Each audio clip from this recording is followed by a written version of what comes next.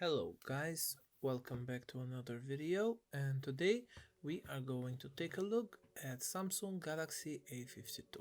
Now, to be completely honest with you guys, I've ordered the 5G version, but instead I received the 4G version that has 8 GB of RAM and 256 GB of storage.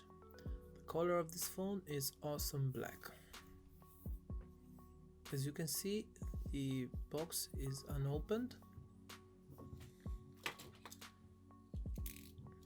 Let me just cut through here. Here we have the paperwork with SIM ejection tool, and inside we have quick start guide and the warranty card. Also included on the box we have a gel skin case, which is a nice touch to imagine that the new flagship Samsung don't have a charger in the box, they only have a cable. Now, this is the phone itself. As you can read here, we have an Infinity O display, quad camera with optical image stabilization, and IP67 water and dust resistant.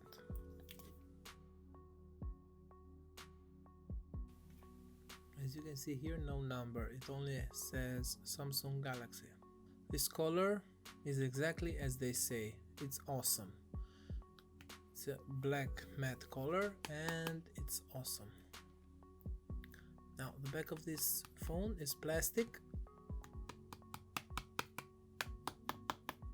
and you can feel it in hand that it's plastic. Also included on the box we only have one USB cable, which is Type-C on one side and Type-A on the other, and a fast charging brick. Now the phone kinda has some bezels. Let me just go through the menu real quick. This is the A51, this is the A52. A51 is thinner, but it feels better in hand. Now this has this emptiness here in the back of the phone. Same thing with the A51, but in A52 it's more noticeable.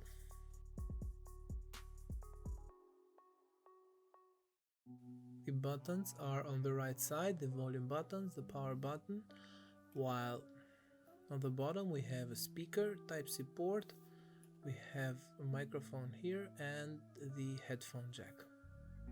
Despite the fact that we don't have earphones, but I believe that everyone has a pair of earphones laying around the house. Now, looking at the menu, we see that this phone has Android 11 straight out of the box. And the display can get very bright. You cannot see it here on camera, but it can get very bright. Now let me just go on settings, about phone, software information, and as I mentioned, we have Android 11 with One UI 3.1. Here on the device care, we see that we have 8 GB of RAM and 256 GB of storage. Let me just check for an update. Okay, so even though this phone is new, we have a security patch update of 1 February 2021. Let's open the camera. Now here we have this 64 GB option here. But I would recommend you use the regular 3x4, where you can also do 0.5 or the wide angle camera. Can go up to 10 times zoom on this phone, which I believe that is still good and it still has some image stability. We have video and we have up to Ultra HD, but we don't have 60 frames per second, we only have 30 frames per second. And we also have the super steady mode, but instead of that I would have preferred Samsung to include 60 frames per second on this phone. Anyway, other than that, here on more, we see that we have some other features on the camera, slow motion, super slow motion, portrait, macro shots, night mode, etc. Now, the default settings of motion smoothness is that we have it set on high, which means that the phone is on 90 Hz refresh rate by default. A51 is 60 Hz.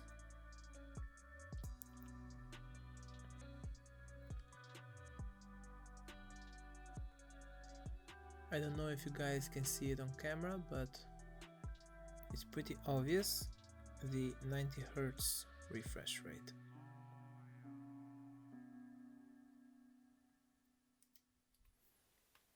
Also, compared with A51, this looks like an S21 Ultra, and someone that doesn't know the difference might get this phone for an S21 Ultra. Now, this phone is pretty smooth actually, there is nothing much to say. This phone speaks for itself. If you are trying to get a new mid-range phone, I would recommend you get this one, because at the price of 350 euros, which is equivalent to around 400 US dollars, that's the price I paid for this phone.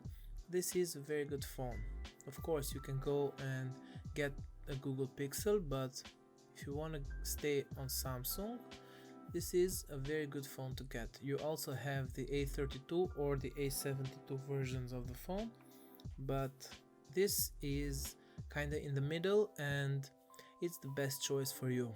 It has a 90 Hz refresh rate, it has an optical image stabilization of the camera, but please keep in mind that this phone is still a mid-range and is not to be considered as a flagship device, even though it may look like one. Don't get fooled by the cameras, this phone is a mid-range phone.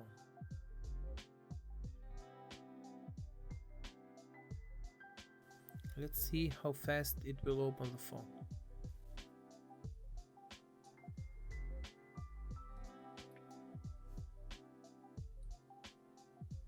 Okay, not the fastest in the world, but it gets the job done.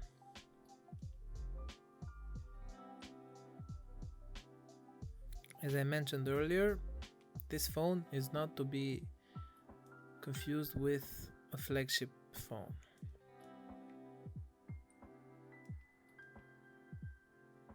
Yeah, the fingerprint is slow, but it gets the job done.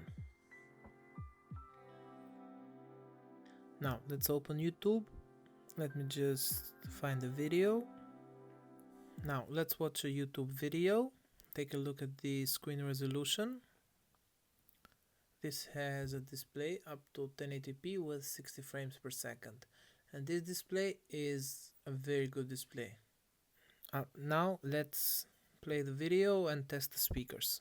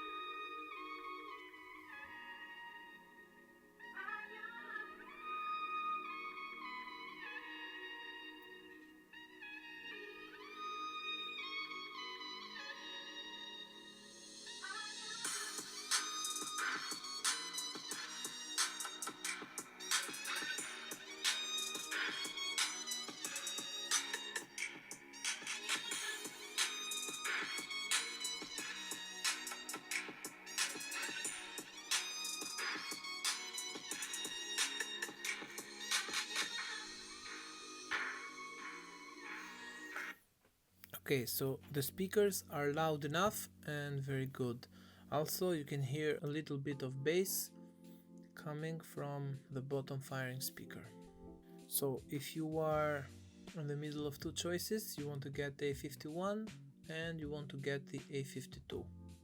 Now, keep in mind that this phone is kinda old, even though you can still find it new, but it's kinda old actually, but it has a very good price.